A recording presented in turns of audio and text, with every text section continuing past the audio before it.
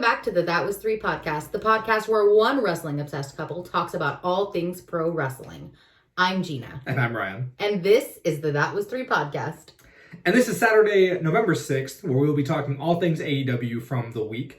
We'll have a little bit of news, we'll talk about Dynamite, and we will talk about Rampage. Although, if you're looking for the big news of the week, which was the WWE releases, we did a whole episode about the week of WWE, and in fact, broke out the news in its separate video. So if you're just looking for that, go check it out. But before we get started, be sure to give this video a like and subscribe to our channel. And if you want extra content, you can follow us on Instagram and Twitter at That Was 3 Pod. Yes, we also are now officially on Apple Podcasts under That Was 3 Podcast, so that is amazing. If you are interested in the audio-only version, go check that out. And similarly, give us a follow, give us a rating. That really, really helps us out. We will hopefully be on Spotify soon, so fingers crossed. Light the fuse. Bring the news! 4, 3, 2, 1! That's a great bit. I don't know what you're talking about. All right. We want to get started. There wasn't a lot of AEW news this week, and honestly, the WWE news kind of dominated our preparation for this. Yeah. But we did want to start with the news about Jon Moxley, and specifically what Tony Khan said about him. And I realize that I don't have that ready, but I'm going to get it right now. That's okay, because while you do that, we also want to be sure to let everyone know that unless something is confirmed, we will not be going over or reviewing rumors at all on mental health or anything like that until it is fully reviewed and out in the open, because we very much like to respect people's privacy and not light fires. Yeah, and I think this is true for both mental health and physical health. If it is a confirmed report, we will talk about it. If it is just rumor or speculation, we're not going to get into it, because it's honestly just no one's place if the person themselves is not bringing it up. So mind your business. That's not what this is for. But since Tony Khan did tweet this out publicly and it affected the show this week, we wanted to talk about it. What Tony Khan said on Tuesday was, "Jon Moxley has allowed me to share with you that he is entering an inpatient alcohol treatment program. Jon is a beloved member of the AEW family. We all stand with him and Renee and all of his family and friends as he shifts his focus to recovery. Jon is making a very brave choice to get help, and we're embracing his choice and supporting him however we can. I'm proud to call Jon a friend, and like many of you, I'm also a fan of Mox, and look forward to a time in the future when he is eventually ready to return to the ring. Until then, thank you for supporting Jon and respecting his privacy at this time. If you or a loved one needs help, please reach out to the SAMHSA's National Helpline, 1-800-662-4357. We really don't have much else to say on the topic other than we, two random people in the world, are fully supportive of Jon Moxley and send our love to his family and especially to Renee. If you haven't seen it, I highly, highly recommend you watching the promo that CM Punk talked about on Dynamite. Also, there is a little bit of a blurb that Bryan Danielson sent out after the cameras turned off. So if you TikTok it or Instagram it or Twitter it, it'll be there. But since Ryan just read everything, and I know we just went over the number, if you are struggling with addiction or with any mental health or just anything in general, please reach out for help. Yeah. We'll go ahead and put the 1-800 helpline that Tony Khan tweeted about in the description of this episode as well. But I think we can't hit home the point enough that reaching out for help is not a sign of weakness at all. As both Tony Khan and CM Punk on the show said, there's nothing, more brave and more courageous that you can do than to get yourself the help that you need. And yeah, we wish him a speedy recovery and hope he and his family and are well. As an avid mental health advocate for myself especially and for everybody else, it does not make you less of a person looking for help, even though it has been highly stigmatized. Yes. And I agree with everything Ryan said. He took the thunder for a little bit, but that's it. There is one other piece of news that we didn't prepare for, so I'm interested for your thoughts on it. This last week on Dynamite, there was a match that we will talk about. It was the tag team match between FTR and the two luchadors. Yeah.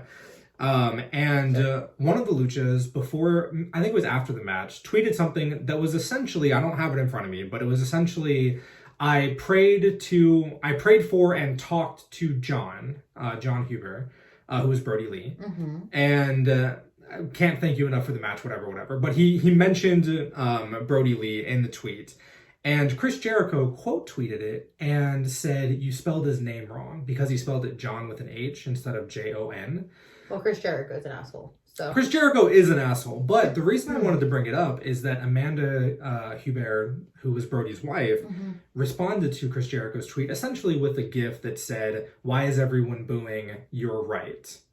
So the story behind this is apparently Jericho's tweet was because Amanda was upset backstage about this situation as well. Oh, well, then he's less of an asshole, I guess, a little bit. I don't think Jericho really needed to stick I don't think Jericho necessarily needed to tweet it out publicly, but the reason I wanted to bring it up is there has been a lot of backlash for Jericho, which I think is somewhat understandable, but also to Amanda.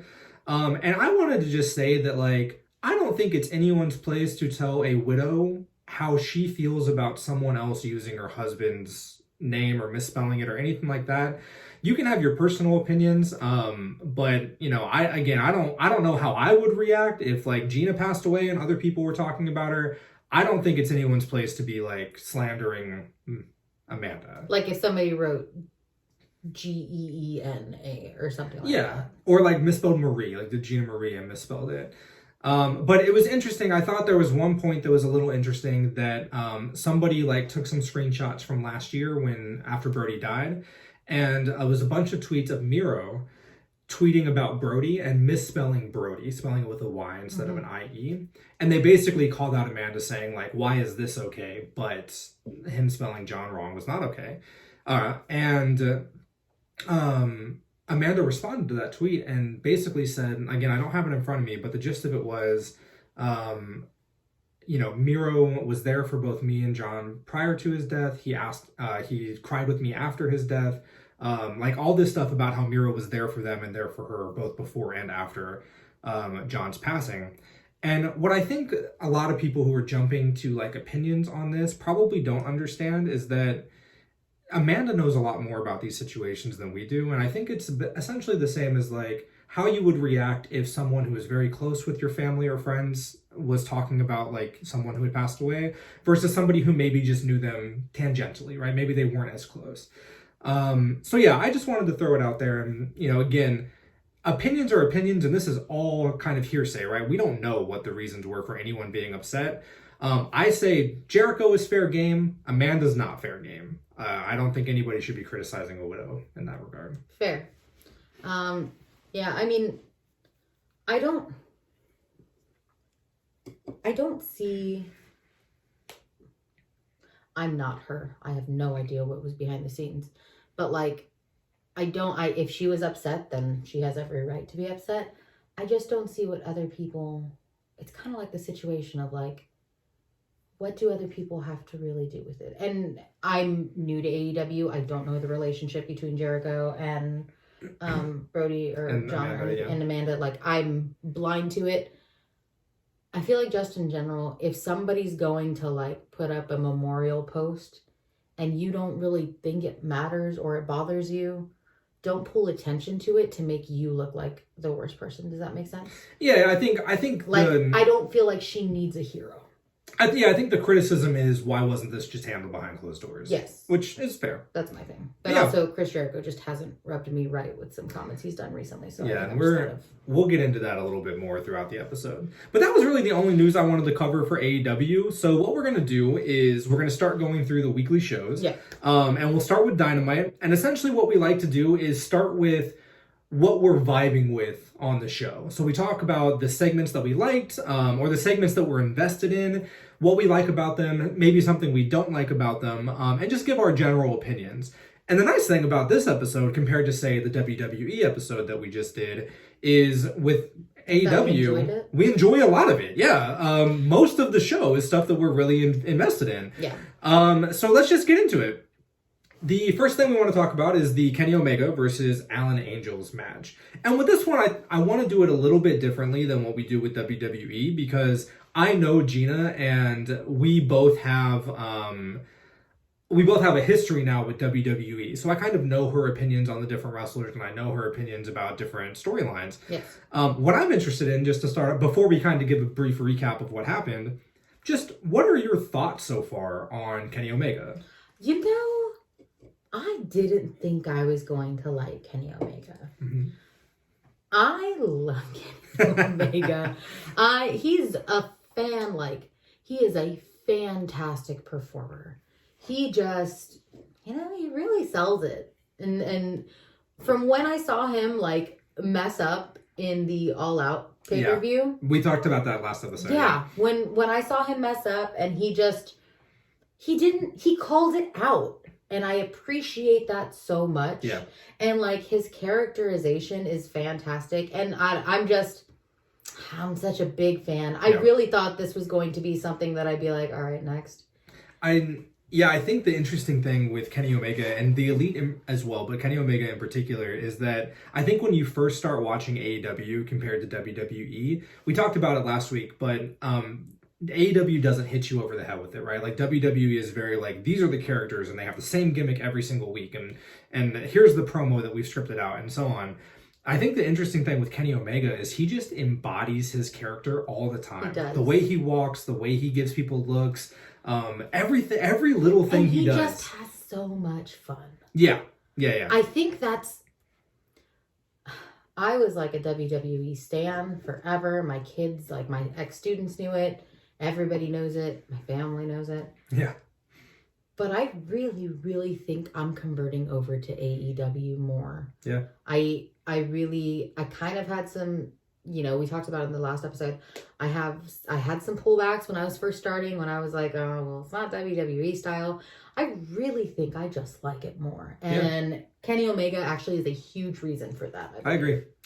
So essentially what happens in this one is it's Alan Angels versus Kenny Omega. And I think AEW does a really good job of setting up the story in just a very simple and fast way. So they tell the story on commentary of apparently Alan Angels about a year ago, sometime in 2020, took Kenny Omega to the limit, almost beat him. Yeah. And that's the whole story for this match is Kenny Omega remembers that he almost beat him. He wants to embarrass him, whatever. Short, sweet, simple. Exactly.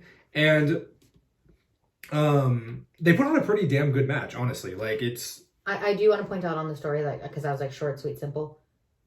And it moves his character forward, which I appreciate the most. Both characters. Yes. Yeah. They put on, I think, a very, very good match. This was a pretty short match, but a good one. Kenny was pretty much on top the entire time, but another thing I really like about AEW, which was present in this match, is anybody watching, if you tune into Dynamite and you know anything about AEW, you know Kenny Omega's winning this match, right? Yeah. It's not a question in your mind. But the thing AEW does is they really highlight talent even in losses. So Alan Angel looked great in this match. He did.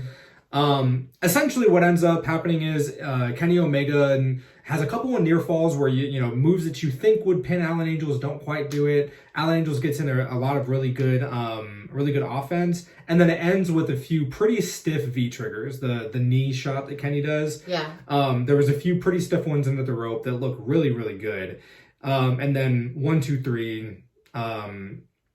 Kenny Omega wins. Yeah. And essentially what happens is Kenny Omega starts to run down Alan Angel on the mic, gets a chair, basically saying, your match against me. That his stage manager gives him. Which, let me just tell y'all, if I had a favorite character in AEW, I don't know his name, but it is hands down the stage manager. Because just with his headset and, his overselling, later on in the match, he gets, hit. And he just throws himself. I am such a big fan of that stage manager, and I wish I knew his name, and I do not. I think it also is interesting. It kind of helps establish the story of the Elite and Kenny Omega as well. That they have a stage manager that's just that's just them. It shows that they kind of run the show, which I appreciate. Kenny Omega kind of gives a promo that is you're almost beating me, made you a made man in AEW, and I can also take that away. Give me the chair. Yeah. And then Hangman Adam Page comes out to huge chants and cheers from the crowd. Yeah.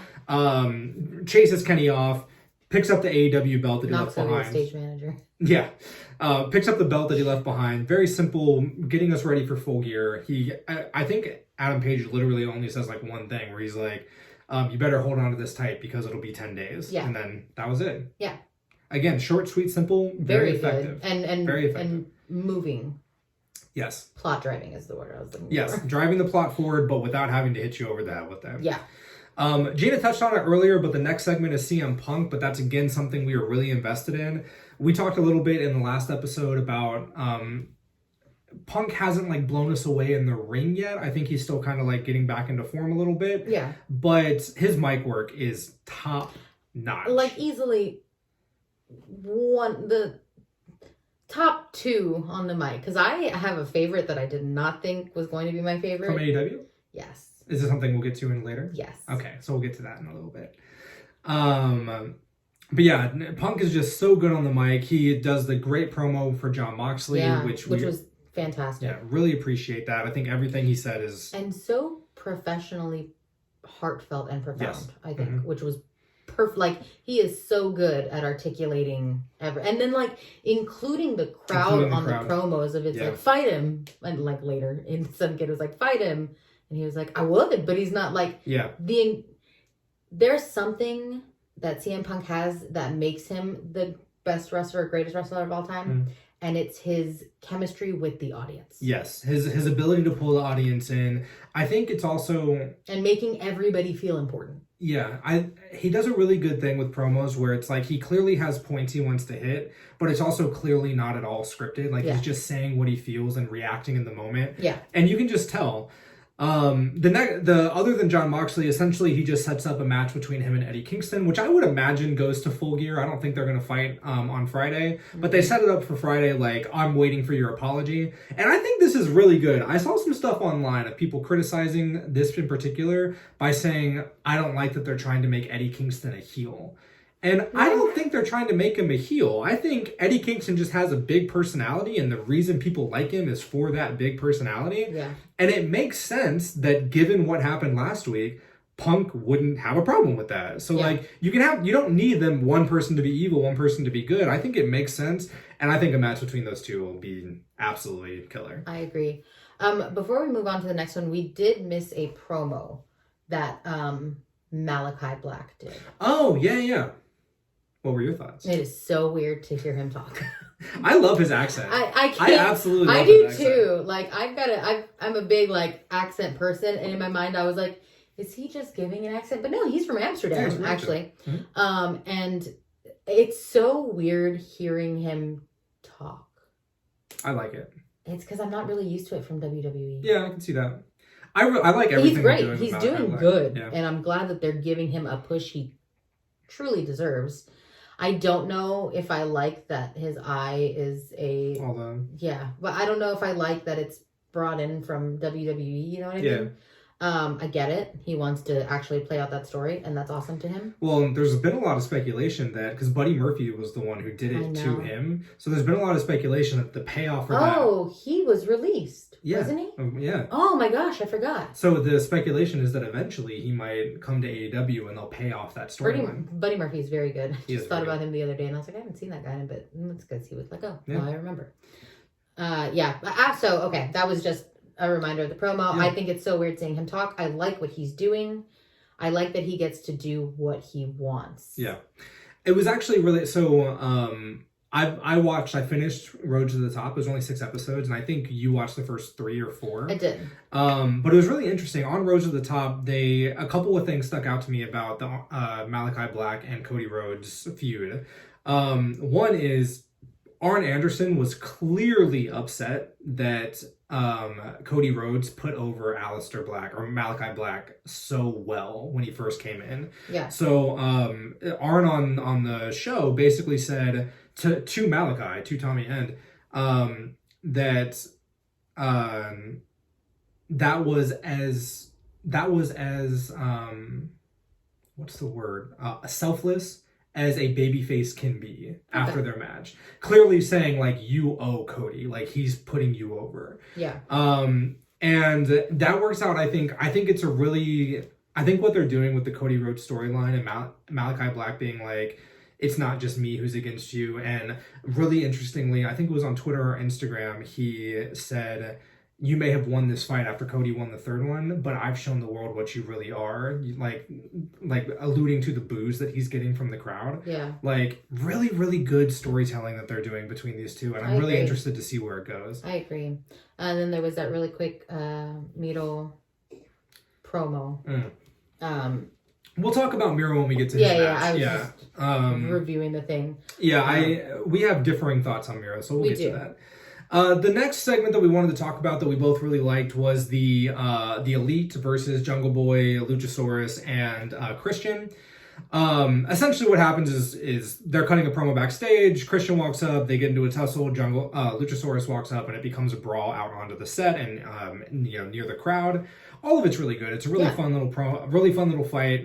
Lots of like fun spots. There was one thing in particular that I really liked where you see Adam Cole crawling out from like the entrance, and you don't know why, and then Luchasaurus walks out. That was really fun. I think Adam Cole is having so much fun. I'm so glad he jumped. Yeah, agreed. I am. I wasn't a huge Adam Cole fan when he was at NXT for some reason. Yeah, well, we never really watched. Maybe, but I just love that you can tell how much fun everyone is having. Yeah. Oh, it just makes me so happy. I also will say Christian is looking great. Like his outfit, just everything about him. I have a man crush on Christian. Yeah. Even like half the world. Yeah, I will say though, I'm a little tired of this feud because it's been like over a month now. And maybe not Adam Cole, like he's obviously a little newer, but even with Adam Cole, honestly. But even before Adam Cole, it was Jungle Boy and Luchasaurus versus the Elite. Yeah. And I like it. It isn't boring to me yet, but I feel like we're getting towards like WWE rematch territory with it. Yeah. And I'd be okay if we just move away from it. But I think that's fair. But I think with the addition of Adam Cole and like Kenny Omega's current reign and stuff like that, it's going to give it. I feel like you should just give it a little time because I think it's a little twist. Again, I'm not bored of it yet. I'm just getting worried. Yeah. That's all. Can I just another side character that I just can't get over is the Mister. I don't know what he is. The guy with the mask that does the spray bottles? Yeah. He's like the corner guy, the guy that like yeah, I don't know what the title is. I know one's a stage manager and this one he just like he plays the cold spray. Yeah. It's so over the top. I freaking love it. Like, why the mask? Like, what is... I'm really sad that I came into that story late because I don't know if I love him or I just can't stand him. Honestly, I don't know if there's a story. I mean, maybe there is. We just started watching AEW, but like, I kind of feel like their antics don't have a reason behind them. They just do it because they think it's stupid. And I appreciate that. Like, I think for a lot of these guys in AEW, whether they're goofy or they're serious or whatever, I think their whole thing is we want to do shit that we think is cool or that makes us laugh or that makes us excited. And then let's just hope the audience vibes with it. And you get that feeling with them. I think that's why at the beginning, my first impression of AEW was like, okay, these are like, what kind of characters are these? Yeah. But in my mind, they're similar to Dude Love characters, where they are probably characters that they have been wanting to do and can actually do them. But because my first experience was WWE and they basically mold you into thinking what is right and wrong. Yeah, for sure. AEW was just a fresh perspective and I see how much fun they're having. And even when WWE people get to do what they do, I don't know if they're having as much fun as AEW. No, I agree, and I think this isn't this isn't supposed to be a versus. I'm sorry. Yeah. We like both, but I think it is an interesting point though. Is if you start with WWE and like that's all you know, they do kind of train you to think this is the format it's supposed to be, and that's why starting with AEW is jarring. Like it took me a little while to vibe with it, and I think it's because you're having to unlearn the stuff that WWE taught you was right. Yeah, exactly. Just on the side note, when Jungle Boy came out with clothes, I was like, he's got clothes? I like it when he just wears his like bomber jacket and like the jeans and stuff. Also, the stealer of that entire segment was Adam Cole's bright yellow shoes. Oh, yeah. Oh, they were so nice. There's a whole controversy behind this. Have you heard about this? No. So the Elite always wear like really good shoes, like Jordans and stuff. Mm-hmm. I'm not a shoe guy, so I'm sorry if I How ever dare you, sir. mess this stuff up. I have 2 pairs of shoes, and they cost like $30. But there's this whole controversy where the Hit Row, somebody, I forget which one, but one of the people from Hit Row tweeted out that basically the Elite only do it for show, that they're not like real sneakerheads, that they just wear them on the show and they don't like. It was so dumb. Why is this a controversy? Who cares? That's exactly. I don't know. I buy my shoes at Ross. Like, what's happening? But like, legitimately, it became like a weird like inter-emotional beef. So yeah, they always wear like really nice shoes. Well, yeah, it was the color that I was like, I loved it. I was sold on it. Moving on, the next segment that we really liked was a very quick one, just backstage, but it was Shida getting her 50-win trophy or plaque or whatever, which is cool in itself. Like, being the first woman to 50 wins is great. I think there are a few that are in the 40s. Like, I think Britt and Nyla and maybe Thunder Rosa are all in the 40s. But being the first one to get 50 is amazing. That's awesome. And then Nyla Rose and Vicky Guerrero came out to cut a promo on them, and I know you had opinions on this. So this was my first introduction to Nyla Rose. Yeah, and Vicky, right? First time you're seeing her on AEW? mean, like you know of her, but AEW Vicky, yes. But yes, ma'am, loud and proud, I am ready and coming to fucking steal the world. Very, very excited. And then you let me know that Nyla Rose is the first openly transgender wrestler, which, like, fuck yes, queen. Yep. Yes, you are. And like, I'm ready. I'm a fan within that first segment. Like, her sarcasm. It was a really good promo. I was like, yes, ma'am, I'm ready. I'm buying a shirt. I was like sold. You really were. It was only like 2 sentences. Yeah, like, it wasn't even a big thing. It was the presence that she like brings, and then Vicky Guerrero is like, it's Vicky Guerrero. So, and you know what? Like, Vicky Guerrero was a little more subdued than I've seen her in the past. Like, she's normally louder and like a little more abrasive. I really liked it. Like, I thought it worked all the way around, and yeah, I thought it was interesting, like, how much you vibe with it, because it was instant. Like, you were like, Nyla Rose is my girl. Yeah, 100%. Yeah. I literally ordered a shirt. I think that might have been my favorite promo of the night. Yeah, I could see that. I'm very excited to like see her, because she was in the wild card, wasn't she? The Casino Royale, or whatever it is. Mm-hmm. Yeah, I remember that. And I remember being like, okay, all right, queen, I see you. And interestingly, when, I don't think it was this week, but when we first were looking at the bracket for the tournament, we found out, I knew that Shida had been champion because I watched a pay-per-view while she was champion. Yeah. But we found out that Nyla was the second ever AEW Women's Champion. That's right. And Shida was the one who beat her to start her reign, which is what set up this feud. So, like, learning these little backstories is interesting. I also like that they don't have to cram it all in within the 9 months that they're trying to push them. In those 9 months, they can just let the story play out naturally, as far as rushed. Because that happens a lot with WWE, right? It's like, once they move on from the storyline. I was trying not to compare it, but yeah. Oh, right, but like, once they're done with the storyline, they kind of forget about it, right? They like, those characters no longer like remember that for the most part. I do like that it's just like, of course you would remember that this person beat you, even if it was 2 years ago. And like, that's easy storytelling. It's really, really well done. I like it. I like it a lot. What are your thoughts on the women's TBS tournaments? Like, I guess there haven't been that many matches so far, but does that get you interested at all? No. Not interested? Not yet? Okay. Not yet. I'm not, I haven't seen enough, other than like Britt Baker, I haven't seen enough women representation yet. Okay. Like, I've seen fights, but there's no real, you need a story. Seen it. Yes, I do. Yeah. I need a story to be into it, and I haven't seen it yet. And like, I didn't even know that there was a TBS one. Oh, it's brand new. I know, but like, I didn't, you know what I'm saying? Like, I'm not invested yet because I haven't latched on. There's no story for me to follow yet. It'll be interesting to see if Nyla kind of bridges that gap for I think so. I think so. I also like Britt Baker, don't get me wrong. But I would never, like, I know she had a match recently and I was not going to watch it because I was scared. Oh, you don't like Abaddon? I don't. Yeah. It's not that I don't like them. We'll talk about this later. When we have an episode where she's on it, we'll talk about it. Gina has some phobias. But one of the criticisms that I had seen about AEW prior to starting to watch it was their lack of women representation. And that's the reason I'm very excited about this TBS belt, is I think adding a second singles title to the women's division to make it match, like the men have, you know, AEW championship and the TNT title. I think having the AEW women's championship and the TBS title, I wish they had a different name for it though. It's fine. TV titles is what it is. But I think that's cool, and I think there's enough talent in AEW that they can have more than just one women's storyline going on. Like, it doesn't have to just be Britt. I guess right now that's my thing, is that Britt is a big name. Yes. Right? She's ND. I know Britt. I know Nyla because of Wednesday. Yeah. Ruby, because it's Ruby Soho. The Bunny.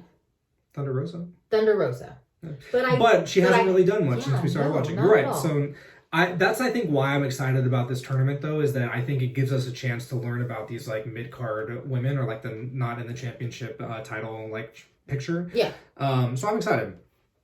Next thing, more things that we really liked about this show, because it was a really good show of Dynamite. I really, really enjoyed it. And especially given the Moxley news, I feel like there was the potential for them to, like, come out flat and, like, but everybody just killed it. I thought it was really good. They did. The next segment was MJF and Darby. Darby's your boy, I know, and we both love MJF. Let me tell you. Remember when I was like, there's somebody that I think is, like, some of the best mic work I've ever seen? It's MJF. That's I did not expect you to have him be that. Yeah, no, I agree. He's I'm great. Just like, I don't know if it's because I'm kind of a bitch deep on the inside and I'm like, yes, get it, rip him apart. But he's just good. Yeah. And his characterization is flawless. Yeah. Like, and he might just be a real dickhead in real life. Maybe. Who knows? Yeah. But either way, if he's not, it's working so well. I even, like, on the notes that we took, hands down, best characterization. I said probably the best on the mic in AEW, and you were like, well, what about Punk? I don't know. They're definitely top two so far that I've seen. And it's very different, I think. Yes, I think it's because Punk has that connection with his audience. MJF doesn't want the connection with his audience.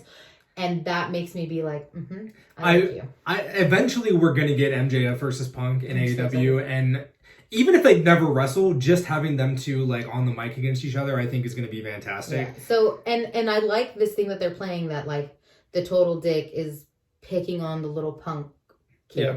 You know what I mean? That the crowd loves. Yeah. Yeah. And I mean... I also think the MJF refers to the pillars in this promo, and I'm pretty sure the people they consider the pillars are MJF, Darby, Sammy Guevara, and there's someone else. I forget who the fourth one is. But I really appreciate, as part of his promo, he's basically saying, like, everybody knows who we've been, everybody knows who we are, and everybody knows where we're going. He is giving Darby props, right? Yeah. As along with himself, saying, we were the beginning of AEW, we are the present right now, and we are the future champions of this promotion. And he's right, and it just works. Like, everything about this promo works. He runs down Darby.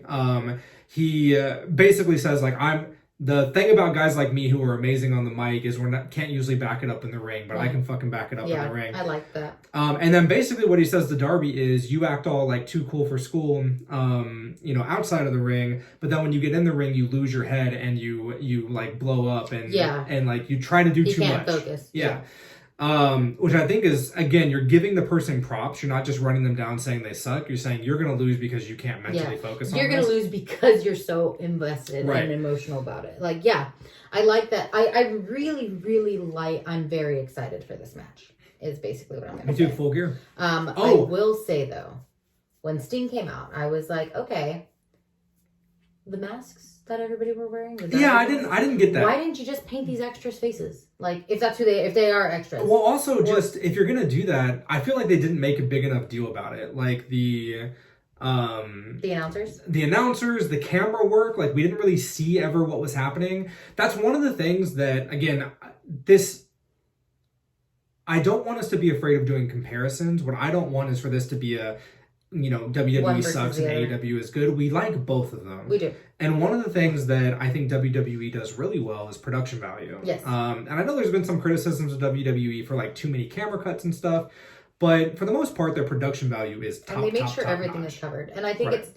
that makes sense. Yeah. And I so, agree with that. and this was one of those spots where I loved it, but I thought the camera work and the announcers kind of let down the moment. Where, yeah, we heard Sting come out, and then we heard a chair banging against something, but didn't see it. And the announcer said, "Oh, Wardlow or whoever has a chair." Yeah. But we never saw that. Like because everything was focused on Darby and yeah.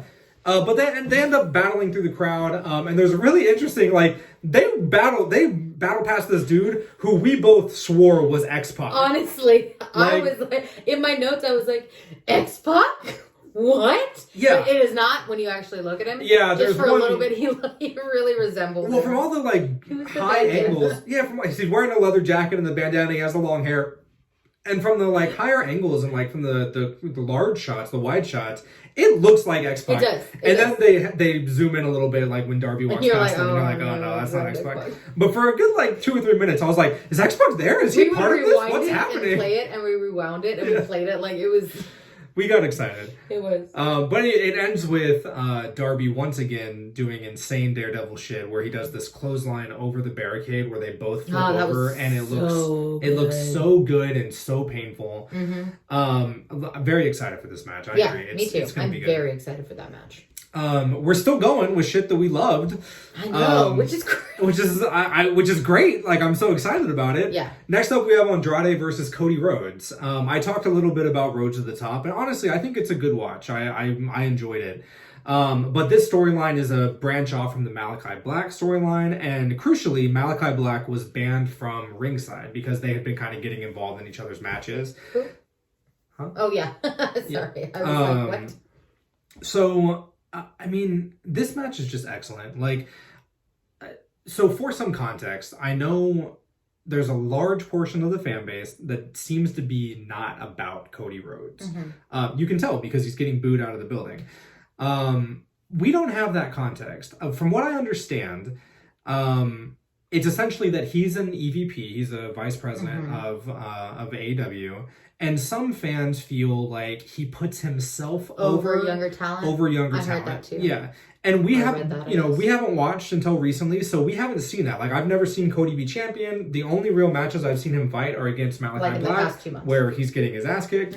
Other than the one match where he won, which was very competitive. Yeah, and my first intro to him was Malachi Black. Yeah, exactly. So I understand that criticism, but we just don't have the context there. And to me, this storyline so far has been excellent. I really, really have been enjoying it. And you know what? Cody can go in the ring. Yeah. Like, that's what I loved about this match is Andrade's a star. Andrade's a future champion. Oh my gosh. He is so good. I'm so pleased that he's at AEW. Yeah, and he's killing it. He was buried. Yeah. Literally. He was buried at WWE, which is what they do with a lot of their very good talent. And he just could not be bought. And I love that. I love it. He's doing great, and this match just kills. Like, there's a couple of specific things I had. They did this one segment where, when they, like, throw somebody into the turnbuckle, the Elite, the Young Bucks do this all the time, where then they use their momentum to flip over. Yeah. This was a Shawn Michaels move. Like, Shawn Michaels used to do this all the time. And Andrade follows him in the middle of the rope and flips over that and then does like the... where he stops him. That was the coolest thing. So fucking cool. I was like, wow, okay. They have a bunch of like big spots where they like fall to the outside. He gave us a shout out. Oh, that was 3 moment. Yeah, where there's a near fall and Andrade does the 2, that was 3. And so Andrade... Actually, I appreciate it because he goes 3. Yeah, he does which is the sign language 3 instead of the... Well, also, I think just most of the world other than America. Oh. But, he gave us a shout out. So Andrade, if you're watching, which obviously you are. Thank you so much. We appreciate it. Really gets us a lot of views.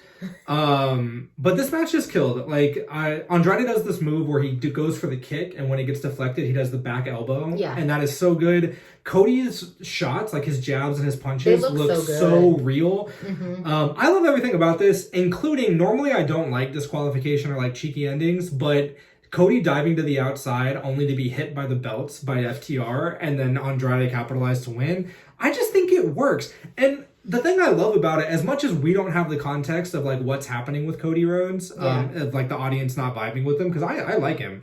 But I also much prefer Andrade, and I much prefer Malachi Black. Like, I am rooting for the heels in these matches. Which is kind of new for you. You normally go for the... That is true. I'm normally a babyface person. But what I really like is I'm excited to see where Cody takes this, because he tries to fire up the crowd in the middle of this match after he hits a move, and he's like, yeah, come on! And it's just boos. And they're like... It's just boos. And it reminds me a little bit of Seth when we first started watching. Oh, the Hell in a Cell match. The Hell in a Cell match, where after that, he had been a huge babyface before we watched. And then Hell in a Cell 2019 happened, and the crowd turned on him because that was such a shit booking. It was him and The Fiend, right? Him and The Fiend, yeah. And after that, I remember Seth was kind of lost. Like, the crowd wasn't reacting to him the way they used to. Yeah. He ended up losing the title to The Fiend.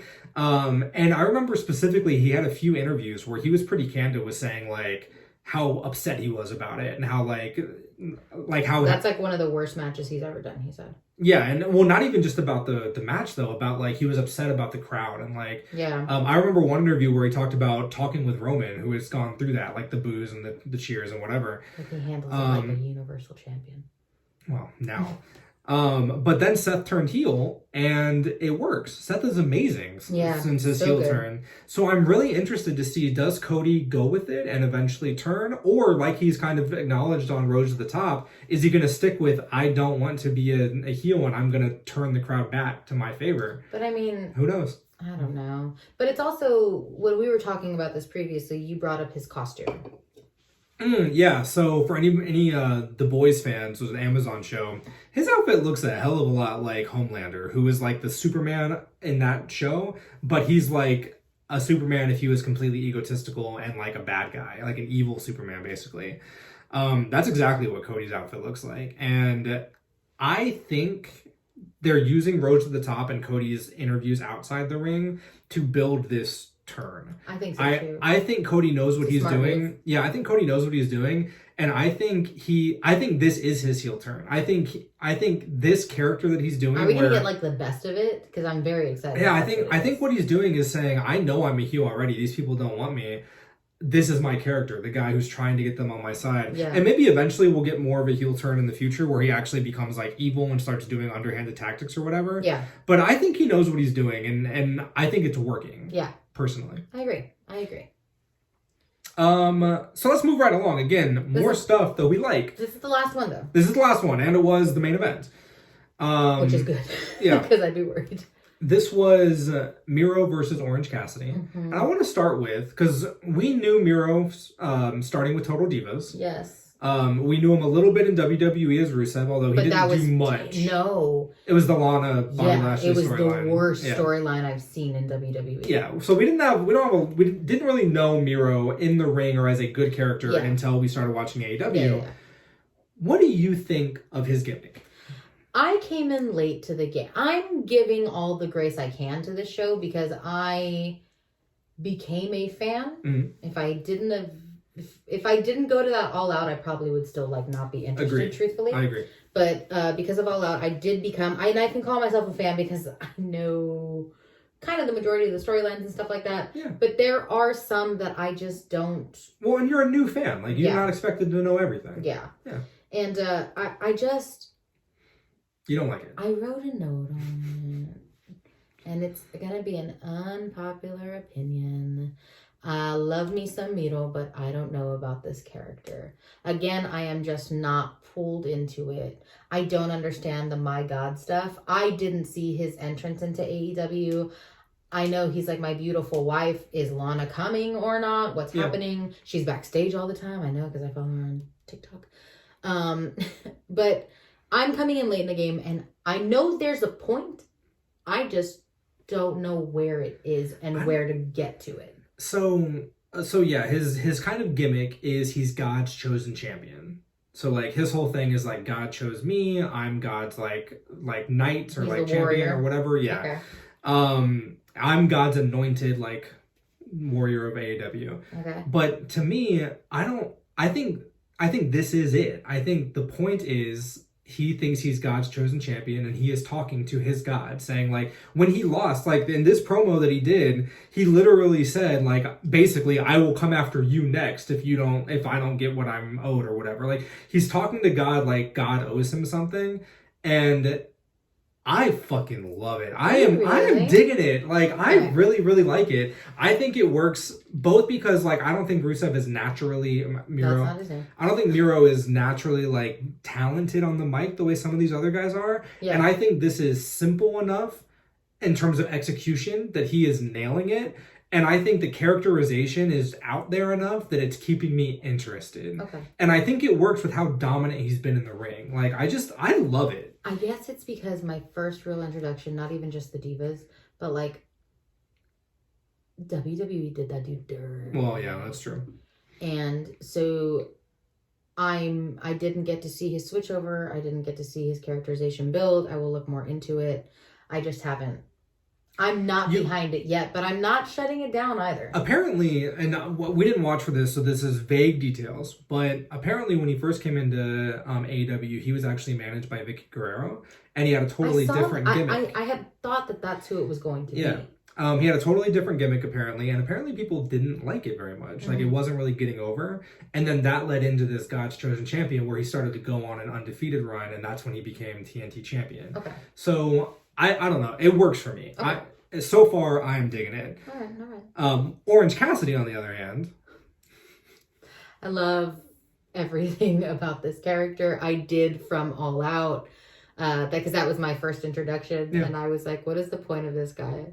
And like his little like half kicks, I'm like, everything. And the way the crowd reacts to them. Yeah. So good. And he's just so like chill. Yeah. This is the epitome of a character that you have fun with, that you're just like, because he's greater. I was like, this is probably, I didn't know how I felt, because in my mind I thought it was just going to kind of be the whole thing, like that's going to be his whole character of like, I'm not going to actually wrestle, and I'm going to like lose often, but I'm not going to care. But he's good. He's great. He's really good. He really is great. I was very, very surprised and happy about it, truthfully. I really did. I kind of had the same reaction where at first I was like, I don't get it. Mm-hmm. And I really like that a few times commentary has put it over that it's not just him being stupid. It's like, this is his way of getting under your skin. And like, this is his way of you letting your guard down. Yeah. I like that too, that it's used as, I'm just a story follower. And I think that's the matches that I don't have any connection with is because I don't know the story to be interested enough.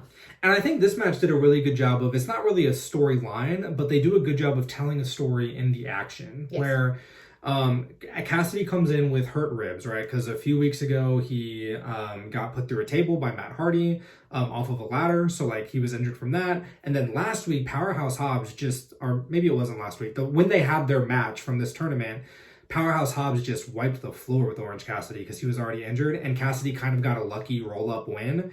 And so he comes out with the taped ribs, and kudos to Cassidy. He sells the hell out of him being injured. Like, he is constantly grabbing at his ribs after every attack. He is like feeling it. And I think they do such a good job of like, this is the way you keep people strong. Yeah. Right? Where like, yes, he's injured, but he's also still going, right? He's still having a great match. He's still hurting Miro despite Miro not being injured.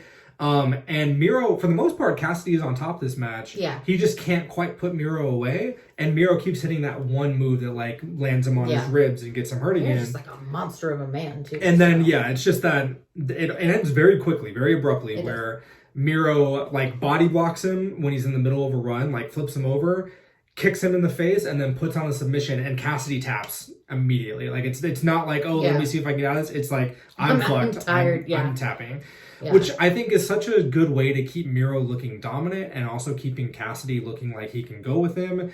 And it's just, again, it's everybody in AEW looks good. Everybody there is no one on the roster that looks complete. Like, I'm gonna bring it up, but the Karrion Kross and the Hardy, Jeff Hardy, for his first match made him look so weak. Coming up as the NXT champion was such bullshit. And I think that's what AEW, like, that's what you're saying. Yeah. That's a perfect example of like AEW if you're gonna lose, you're gonna lose. But not before we make you look. You're gonna look good. Like you're here for a reason. And I think that's good. Like even the ones like Kenny Omega versus Alan Angel at the top of the show could have been a squash, right? Could have been like Kenny Omega just dominating him. Yeah. But they give him enough that it makes you think, oh, that guy might be able to beat him. Like if they wrestle 10 times, Alan Angel might win once or twice. Right? And it's the same thing here. It's like Orange Cassidy lost, but if they wrestle 10 times, he'd probably win 5. You know? And I think that's so smart because it keeps everybody in a position where if they want to put them into the title picture, it's believable. Yeah. And like, that's awesome. Like, I love that so much. I think the most important thing about this match was Bryan watching. On commentary. But not Bryan commented for a little bit at the beginning, and then every time they showed him on camera, it was like he was intently watching the match, like studying the match. And I don't know if that was intentional by Bryan or if he just actually got into it when he was out there. But I thought it really worked for his character. I agree. Hey, now we're getting Miro versus Bryan at Full Gear. Yeah. Which, sign me the fuck up for that. Like, I'm into it. So now that we've gone through the stuff that we really vibed with, which was the majority of the show. Honestly, that was insane. There are 2 bits that we want to start doing for these episodes, which are called Fast-Forwardables and Sipping on Some Haterade. And we have both of these for this episode. So what Fast-Forwardables is essentially, specifically with WWE and specifically with Raw, we had gotten into a bad habit of fast-forwarding through segments, fast-forwarding to just see the finish of matches, because it was just a lot to get through. And so part of this experiment is, with this podcast, is us watching everything, not fast-forwarding through anything, but every time we get to a match or a segment, I ask Gina, would you fast-forward through this if you could? And if the answer is yes, it goes into the fast-forwardable segment, and what we're essentially looking for is, can these matches that Gina doesn't care about the characters or doesn't care about the story or whatever, by forcing ourselves to watch them, will she get invested? And next week, will they not be in Fast Forwardables, essentially? So to start off with, the first thing we have in Fast Forwardables was FTR versus Aerostar and Samurai Del Sol. Just not interested? No. You don't like FTR, and you haven't since WWE. They were in WWE. Yeah, when they were like had matches with Woods and Kofi and like the New Day. They were no kicks, no flips, just kicks. And they were, I promise. Okay. And you didn't like them then. Well, all right then. I'll take your word for it because you know more. But I don't know what the point of that match was. Again, storyline. I didn't. You just don't. I don't even have like. Oh well, it wasn't. I don't even think I took notes on that match. I will say, watching the match, it wasn't great. I like FTR a lot. They're one of my favorite tag teams. That's the Luchas, right? Yes. My note says that Mexican belt looks chaffle. Chaffle means like, I don't know how to explain it in English. It's not great quality. Like, that's real chaffle. Cheap? Yes, okay. Kind of. Not a great quality. The AAA belts. Which makes me sad. The AAA belts look plastic. They don't look great. They don't even look plastic. They look like, I don't know. It doesn't look I don't know what the company is or how much whose belts are those? It's the AAA belts. It's from Mexico. Yeah. Okay, great. It's like traditionally a lucha. Okay. That's okay, great. Well, yeah, the belt looks chaffle, so then I said that right. The knee pads, there's one Mexican flag. Oh, yeah, FTR had Mexican flag and American flag, and you were like, are they from Mexico? They look white. And I was like, I don't think FTR. Yeah, I think they were just representing, because like, traditionally, again, the AAA titles are a Mexican thing. Well, then Mexicans should only go for it. And you didn't watch the episode where they won, but they came out dressed as luchas, and Andrade like put them up for it, which is why they were in the match to begin with. I hate it so much. I think you're supposed to, though. Well, I hate it so much more because if it's a Mexican title, then a Mexican should hold the title. That literally. The Lucha Brothers. This can move on to Civic. They beat the Lucha Brothers for But that's what's so fucking frustrating is that, like, if it's a Mexican belt. But I will say, I really like that AEW has these cross promotions with other companies. So I like that they do AAA. I like that they do Impact. I think that's cool. And I'm sure FTR isn't going to hold it for that long. So I wouldn't stress about it. Okay. You didn't like that. And I understand. There was a weird spot in this where... I like the costume that glowed. Yeah. I believe it was Aerostar where he landed badly. Oh. He hit himself. He hit his foot on the or his uncomfortable. ankle on the railing, and I think he just actually kept injured going. himself. He kept going, but it made the match. You could tell, like, he was slower. He was getting to his spots slower, and after the match, he was holding his ankle. Yeah, I don't he think just laid there forever. Yeah, I don't think he was selling an injury. I think he actually hurt himself, which is unfortunate. Hopefully, he's okay. Yeah. The second fast-forwardable for this episode, Regina, was the Matt Sydal promo with Leo Rush, and there was a specific reason. Oh my gosh! Yeah. You mean the middle school play? Is that what we're talking about? That's how you described it. Yeah. So, it's a promo. It's a promo where you're talking to the camera and you're like, hey. I agree, Gina. No. That's not even what this is. I'm going to demonstrate it because you didn't even do it right. So, I am an actor. That is what I studied in college. This is what I did. Stop. This is like my profession for like 9 years before I started teaching. So I know to keep my shoulders forward and just look at you with my head in a promo. Middle schoolers, what they do is they talk to people and then they talk to people like this. And this is all I saw. The entire promotion was the back of his head. I hated it. It was the worst. She got really mad. I didn't even pay attention because I was... Y'all, she got so mad. Look it. Ready? This is what it was. And then he was like, oh, he has a manager. Fucking manage him. Oh, this is professional. This is the professional of professional wrestling. This is the definition of a pet peeve. I didn't notice. It doesn't bother me. Moving on. The other one was the women's TBS tournament. Jamie Hayter versus Anna Jay with the Jade Cargill promo afterwards. I put Jamie Hayter. I really wish I had her last name. And then Anna Jay something. You just weren't into it. I will say Jamie Hayter's gear is insane. Yeah, it's amazing. Her body's fantastic. She looks incredible. Like, it's just ridiculous. If I could pick a body to get into, it'd be that body. And speaking of... to transform into, basically. And speaking of looking incredible, Jade Cargill, just unbelievable how jacked she is. Like, her body is insane. Her outfit is... It's ready. I will say, Jade Cargill, I'm excited. I think she'll end up probably being an AEW champion sooner rather than later if she doesn't win the TBS belt. She's undefeated, apparently, which is pretty cool. Her promo skills need work, and that includes her manager. I feel like her manager is not doing her any justice. I don't know who that guy is, but it's like if Paul Heyman speaking I think he's not bad. I didn't like it. I think he was probably the best part of that promo. Well, he was the only one who talked during the promo. All she said was that bitch show. Okay. I didn't like it. I feel like it needs work, but I feel like she needs work on the mic. She needs some work on the mic, but she's killer in the ring. I'm sure she'll get there. I wasn't interested. Fast forwardable for that. So you weren't interested. We'll see how the TBS tournament progresses for you in terms of interest. We'll see. And then last but not least, we are going to finish up with Dynamite by getting to Sippin' on some Haterade. Sippin' on the Haterade. This is the segment where you get unfiltered Gina, kind of similar to what we just saw with the middle school comments. This is what I hear when we're on the couch and she is ranting about whatever is upsetting her.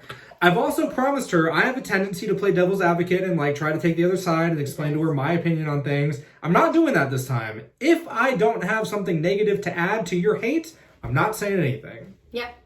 What was your Haterade sipping this week? The fucking Jericho segment. Yeah.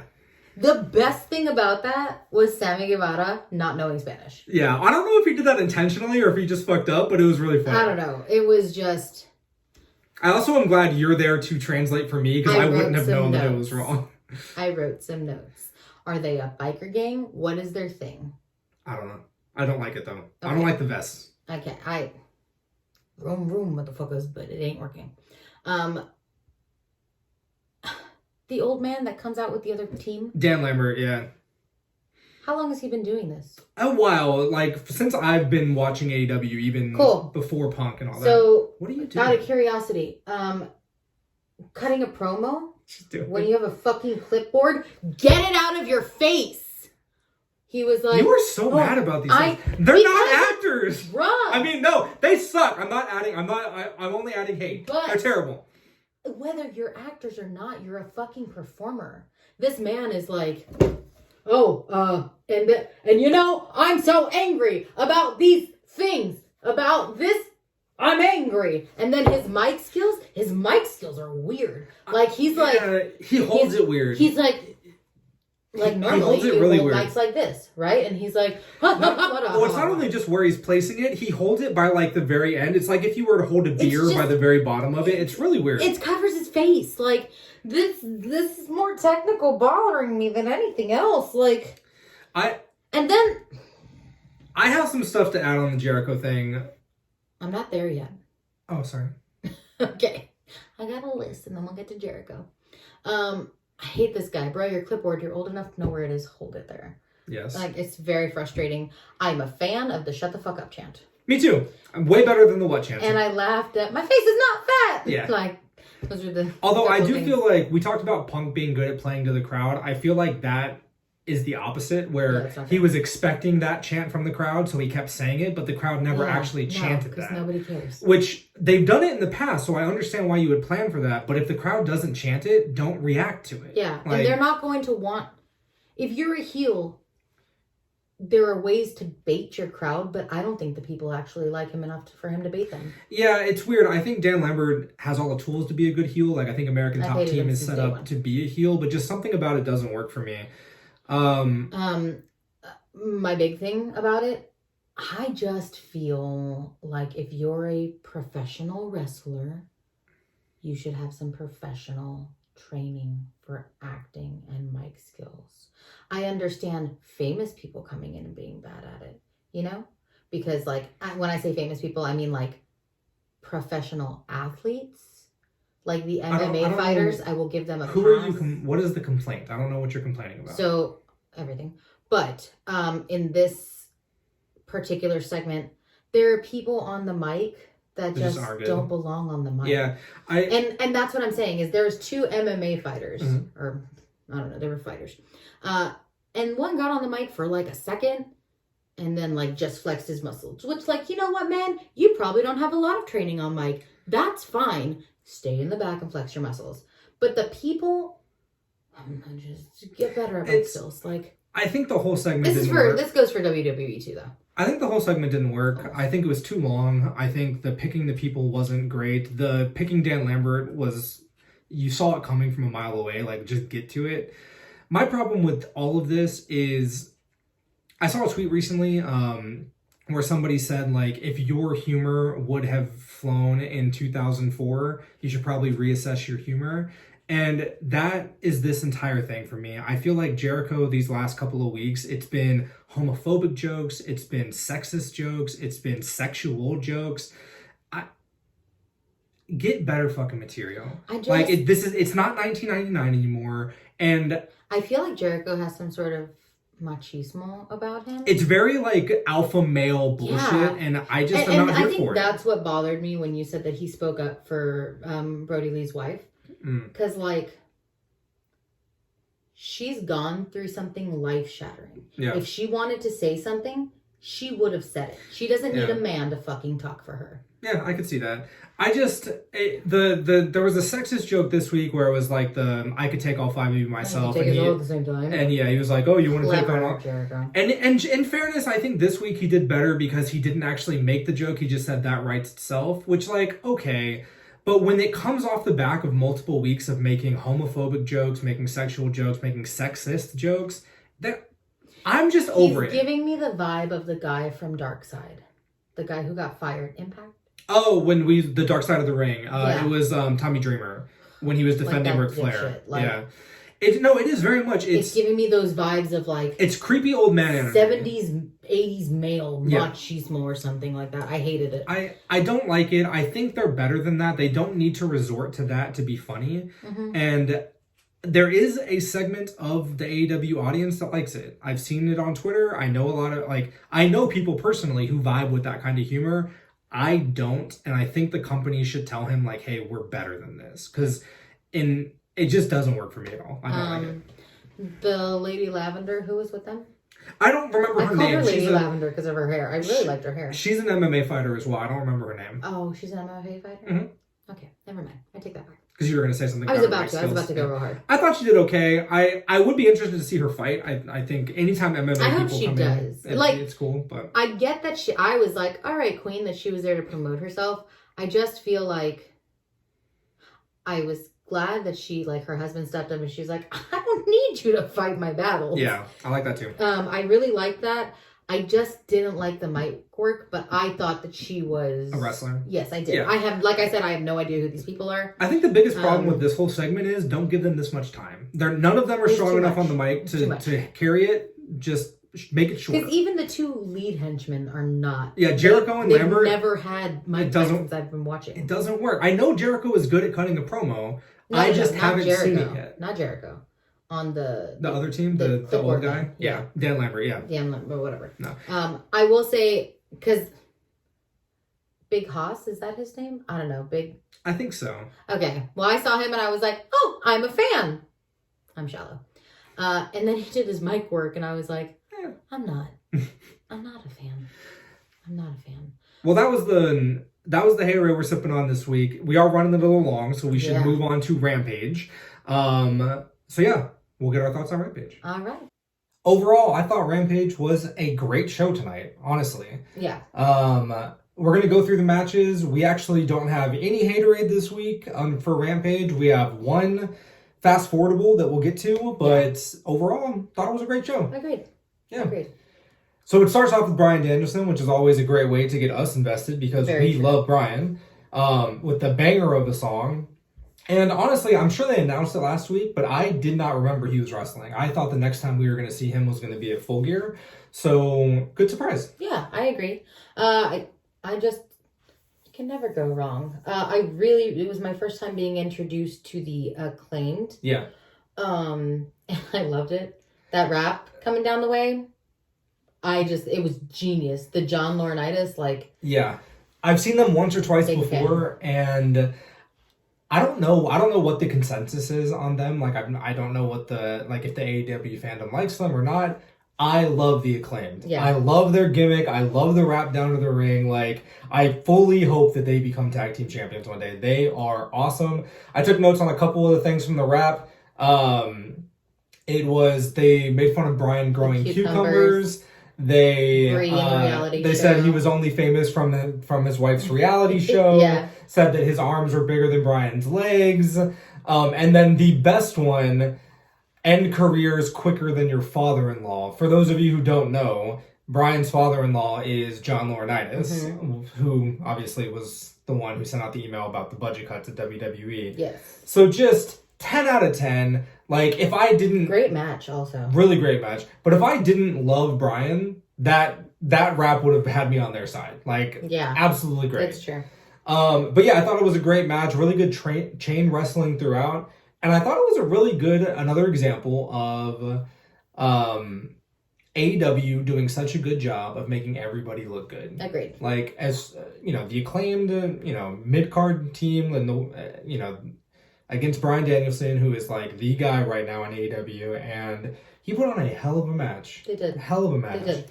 There was one spot in particular where he did, I think they said that the name of it was The Arrival, but it was like a reverse DDT or like a Sister Abigail looking move off the second rope with Bryan, and that was awesome. Yeah.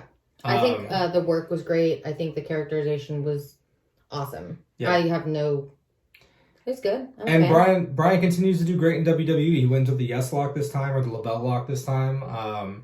And yeah, I don't know how that could have been better. Amazing opening match. Agreed.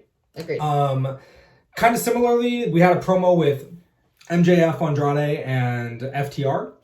And I thought everything about that was great. I did not expect MJF to be there. I think I missed it. I didn't realize that the reason Andrade brought in FTR was because MJF made a deal with him. So that's really cool. I love that. I thought it was good. Yeah. Just good work all around. It was okay. You're not a fan of FTR, though.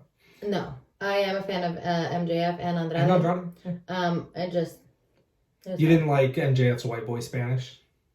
I actually didn't mind it. I thought it was kind of funny. Yeah. His name like Robert De Niro? Yeah. That made me laugh. But I mean, it was good. I have no complaints or no qualms or anything like that. It was fine. All right. Coming up next, we have CM Punk versus Eddie Kingston. And I gotta say, I was a little worried about this one because I really like Punk. I like that. I mentioned earlier that I like the angle they were coming in with, but I've never been an Eddie Kingston guy. I haven't seen him very much. Again, relatively new to AEW, but I just didn't get it. I didn't get his gimmick. I didn't get the character. I agree. This sold I didn't me see on the it. big. Yeah. Honestly, at the end, I was rooting more for Kingston than I was for Punk. And honestly, I think this was grade A promo. Yes, and I think this is the feud we needed with Punk, where at parts of this the crowd was split. For a bit there, the crowd was chanting Eddie. Yeah, and I think that's what we needed for CM Punk. We need somebody who the crowd's not just going to automatically be 100% on Punk. Yeah. And this promo, like, I don't know the history. I'm assuming they were talking about back in Ring of Honor, but I don't know. Like, I'm not that big into like the wrestling history, and I didn't ever watch Ring of Honor. But this whole promo about how they used to know each other, and about Eddie's wasted potential, and about how Punk and all the other guys there were a lot of him. jabs that So I'm guessing that Eddie was always like fuller. Yeah. With the things that he was saying, and when he was like, "You think it's because I like to eat?" and I was like, "Oh, I'm on this guy's side." Yeah. Sorry, Punk. I think for a second, I was like, "Is this real?" And I had even asked you, I was like, "Is this like real or is this like scripted?" It was that good. Yeah. This is hands down the best promo of the week. And I think on both shows. I think this is like a good example of when wrestling is at its best. Is when there are hints of truth in the story they're telling. And I think that's what this is. I would bet that Punk and Eddie didn't get along back in the day, and that there's some truth to the stuff Punk was saying, there's some truth to the stuff that Eddie was saying. And I actually read, it may have been an excerpt from Moxley's book, or it may have been an interview that Moxley was doing last week, but it was about Bryan Danielson and how much he loves Bryan Danielson. But he also talked about, it was before the match with Eddie, and he talked about how he was hyping up Eddie, like talking shit about Bryan and like getting him ready to go out there. And one of the things Moxley said was like, Eddie is Eddie, and like it's just when he gets out to the ring, it's him dialed up to like 12. And I think you see that here. Like I think I do think Eddie was like wearing his heart on his sleeve, and like this is him. I agree. I was always excited for this match because I think Eddie versus CM Punk is going to be a good match, but this got me hyped. Like, yeah, I agree. That was a better build-up to a pay-per-view match than sometimes storylines that take weeks or months. Like, that one promo sold me. Amazing. Yeah, I am. Like I said, I think it was the best promo of all 4 shows for the week. Yeah. Another funny part, if you don't go back to watch anything, go back to watch the end of this promo where a bunch of referees run out to the ring. They're like flailing. Oh, I love it. It was amazing. It was great. We had Christian and the Jurassic Express setting up a Full Gear match with the Super Click. Great. I mentioned earlier, I'm getting towards the end of this feud. For me personally, I hope that Full Gear ends it. But I'm totally hyped to see a Falls Count Anywhere match between these guys. It's going to be great. I agree. My thing about Luchasaurus is that I only get weirded out when his tongue is green for some reason. Yeah, you have a weird thing with Luchasaurus. Yeah. It's a weird thing. Okay. I appreciate it. And he's a great wrestler, and I'm on his side. But when his tongue is green, it just weirds me out for some reason. I don't understand why. All right. But moving on. The next match was Adam Cole versus... It was also the last match. Yeah. I'm sorry, it wasn't the next match. The next match we're talking about is Adam Cole versus John Silver. And again, just a hell of a match. Yeah. Like... I was surprised how much I liked... So Silver was a fucking beast. So good. Yeah. I was such a big fan. And like... It's Adam Cole, so I didn't want to like fast forward it or anything like that, just to kind of see. But I'm glad I didn't, because he really he shined. He shoned today. It's late. It is late.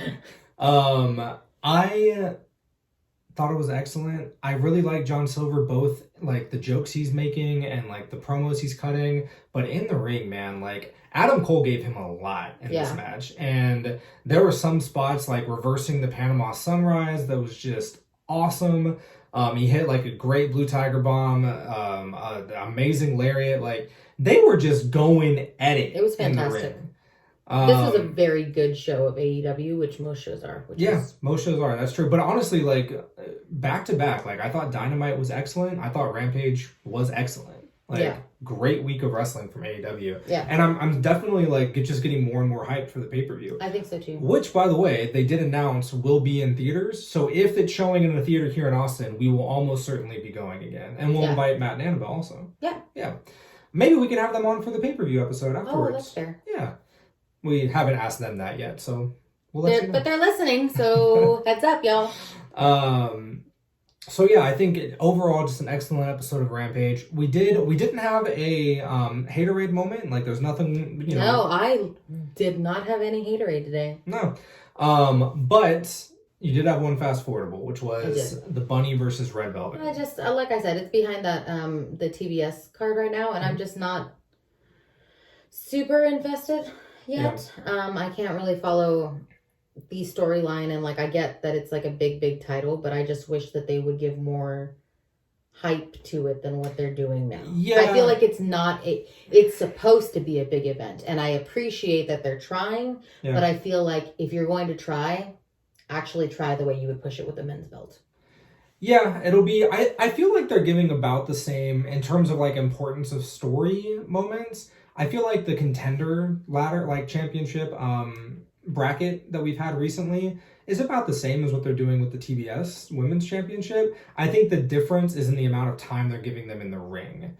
Because they haven't been doing any major promos or storylines between the men for this contender tournament, but they're giving them 20-minute matches that like go really hard. I think the problem with the Bunny versus Red Velvet is we don't know them, so like we have no hype for those two all yet. And then the match also didn't super deliver. Like, it was whatever. But in terms of, like, wrestling, and compared to the rest of the show, they got the least amount of time, and I thought it was the worst wrestling on the show. Agree. So, hopefully, you know, this is just the first round. Like, the next round is where we get some of the big names, like Nyla Rose, Thunder Rosa, Jade Cargill, who Red Velvet will now go against. So I think it'll pick up steam, and I think, you know, the next round and the round after that and the finals will be bangers, but fingers crossed, because I want this to be good, and I think some of the other matches have been good. This match was a disappointment for me. Agreed. Yeah. Agreed. All right. Well, y'all, that was AEW for this week. We will be back next Saturday for the weekly roundup. Yes. We will also be doing a full gear recap that will post probably the day after the pay-per-view. So we will let you know our impressions. If we go to a theater again, we'll have a recap of that. And maybe we'll take you along. Follow us on Instagram to find out. Very good point. See you next week. Bye. 1, 2,